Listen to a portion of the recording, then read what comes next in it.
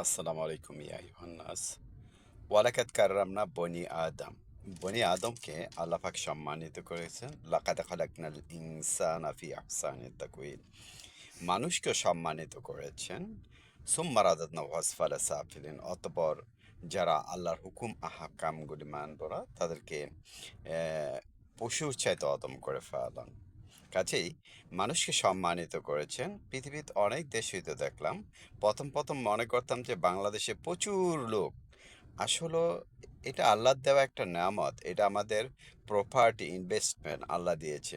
বর্তমান বিশ্বে সব জায়গায় স্কিল লেভেলের লোক দরকার।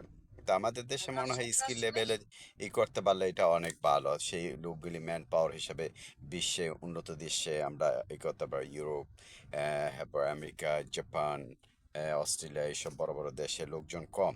সেখানে লোক প্রয়োজন। এই আমাদের এত লোক এটা আল্লাহর নেয়ামত একটা। আলহামদুলিল্লাহ।